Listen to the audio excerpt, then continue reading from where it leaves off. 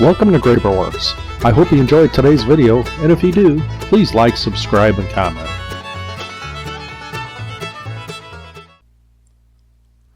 Today's video is about the CNC router bed surfacing on the CNC router that I built. This is just a temporary bed with the MDF laid and screwed to the machine and is the bottom layer, and a 1" by 5" by 6 foot pine boards laid and screwed to the MDF for the top layer. I will design a new bed over the next few months after I determine what I want.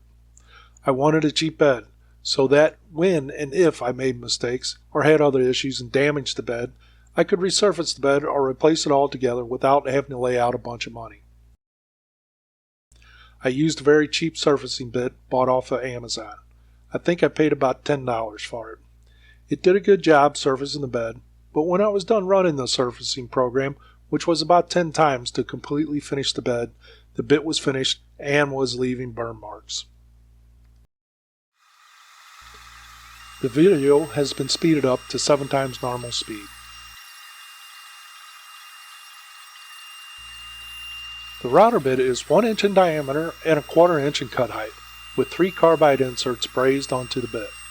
I may try and see if I can sharpen and clean up the bit to get a little more life from it.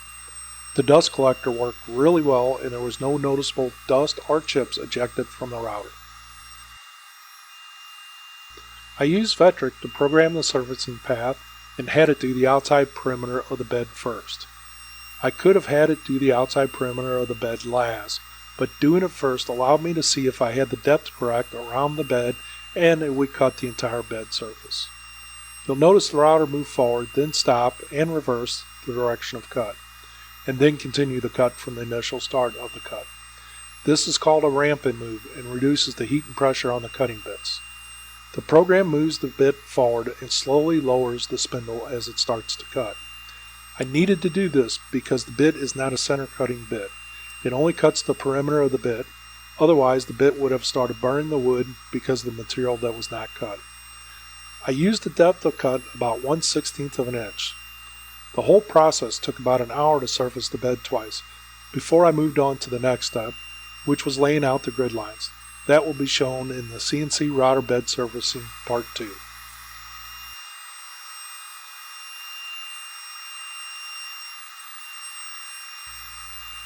I go to the left side of the machine every few minutes to monitor the temp of the cooling fluid. You will also see me feel the surface of the bed to make sure it is smooth and doesn't have any ridges, which means I have the spindle trammed into the bed. Tramming the spindle in before you start surfacing a bed is very critical and must be done correctly. Otherwise you end up with a stepped effect on the bed and it will not be flat or smooth to the touch.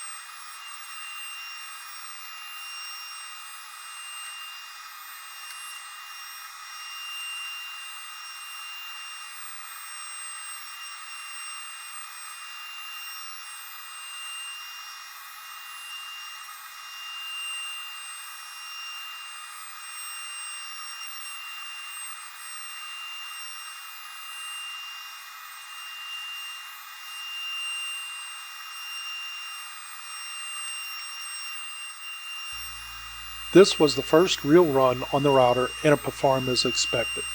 The Centroid Acorn board gave a few communication errors due to the slow computer that I purchased that could not keep up with the demand of the Acorn board.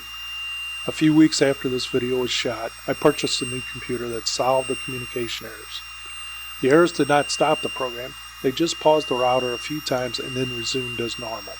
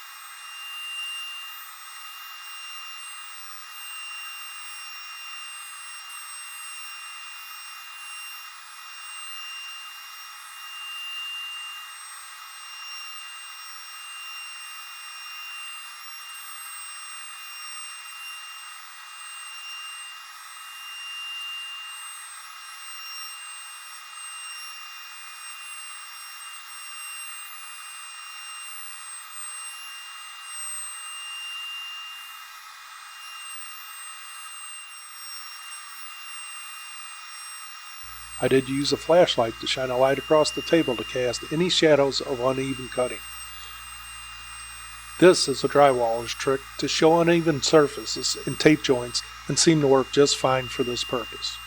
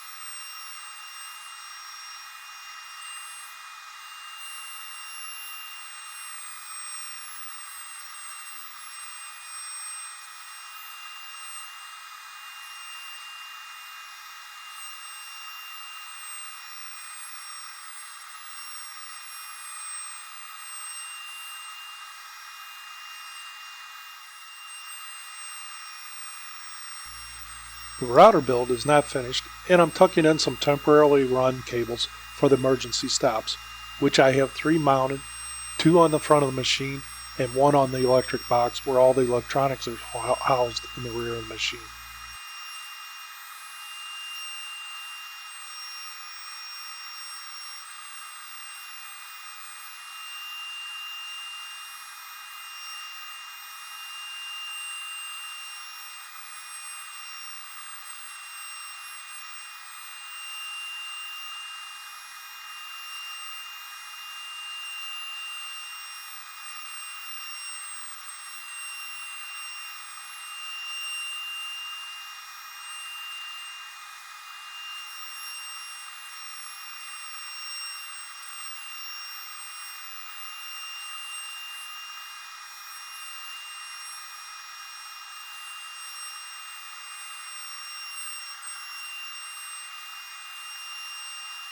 When I finished the surfacing run, I did go around and check for loose screws and other issues with the router. Finding no apparent issues made me feel pretty good about continuing with the rest of the surfacing job.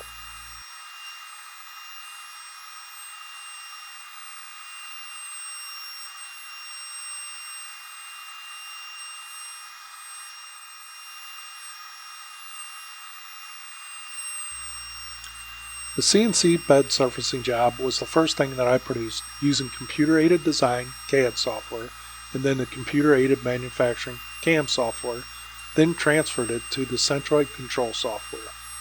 It was easier than I thought to take the CNC router bed surfacing through all the steps, not that it was easy.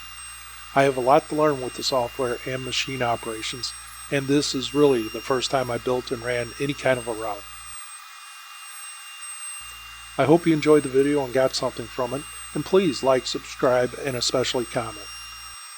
Thank you for watching Werks, and I hope you enjoyed the video. If you did like the video, please give a thumbs up, subscribe for future videos, and comment. Thanks again.